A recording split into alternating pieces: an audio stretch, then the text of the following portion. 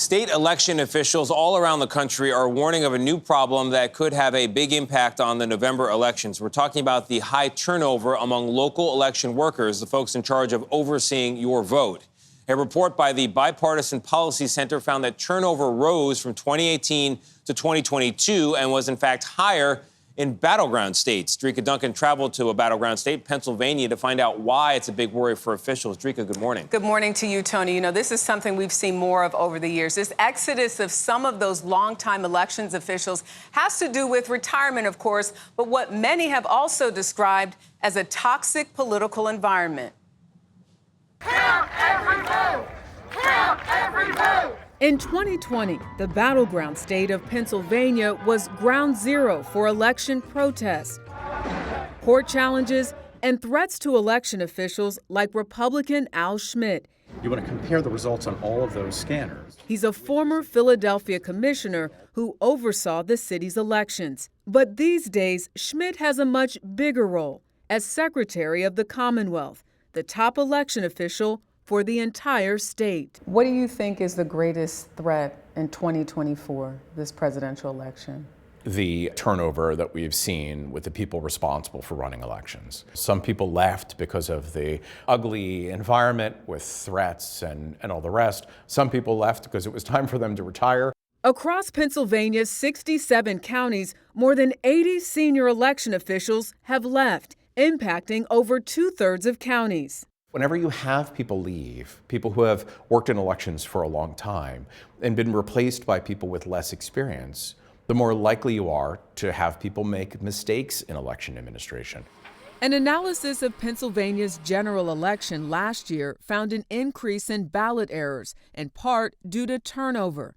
Ballot errors doubled in the state's municipal general elections from 2021 to 2023. These errors included instructions to vote for the wrong number of candidates, duplicate ballots being sent to the same voter, races or candidates being left off the ballot, improper ballot instructions and spelling errors. So when you are running elections, there is no room for error, right? There's no redos or do-overs. But when it comes to the issues that you raised, in every one of the cases that you mentioned, there were remedial actions put in place to make sure that the results were accurate. So these are all the materials needed on Election Day.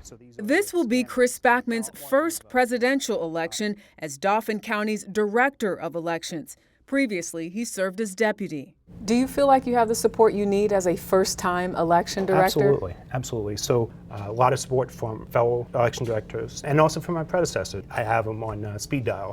But not everyone has that same support. In some of those counties, you might have a single person responsible for doing everything.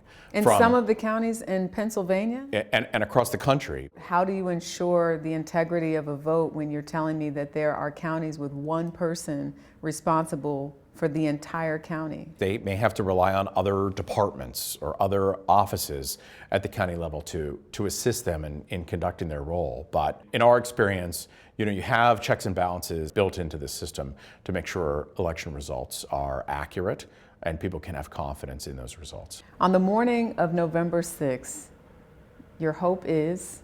When it comes to election administration, you never see a headline, Election Day went smoothly. And what I'd really love is to see a headline that went, Election Day went smoothly in Pennsylvania. We shall see what happens. Well, since 2020, Pennsylvania has redesigned its mail-in ballots, a major point of legal contention, to make it easier for voters to know where to sign and date their ballots so that it is valid. Secretary Schmidt also told us that he feels the state is better coordinated to handle threats against election officials. He also told me that personal threats against him, you all, continue, he said, to, quote, ebb and flow. So, he testified on the January 6th committee because former President Donald Trump called him out by name during the 2020 election when he was a commissioner in Philadelphia. So they take these threats seriously, but to see the amount of people leaving and checking with other battleground states, Michigan, Nevada, Georgia, all of them saying that they are seeing a higher turnover this election than in previous ones. People are afraid to take these jobs. Kudos to Mr. Schmidt and his team who are working so hard to get it right. Why does he continue to stay when you say threats have ebbed and flowed. The fact that he's still getting threats, I think, is very concerning.